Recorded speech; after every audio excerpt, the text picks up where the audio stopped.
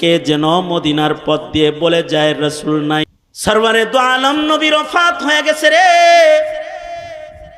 খবরটা শোনার সাথে সাথে আব্দুল্লাহ বিন যায়েদ বিন আব্দে রব্বি খেজুরের বাগানে আল্লাহ পাককে ডেকে বলে, ওগো আল্লাহ, আমার এই চোখ দুইটা, যে চোখ দিয়া পৃথিবীর সবচেয়ে দামি নিয়ামত মুহাম্মাদুর রাসূলুল্লাহ সাল্লাল্লাহু আলাইহি ওয়াসাল্লামকে আমি দেখি, ওগো আল্লাহ, এই চোখ দিয়া যেহেতু আমার সরকার, আমার সরদার মুহাম্মাদুর রাসূলুল্লাহ সাল্লাল্লাহু আলাইহি ওয়াসাল্লামকে দেখা যাবে না, ওগো আল্লাহ, এ চোখ আমি তোমার কাছে আর চাই না, এটা লয়ে যাওগা।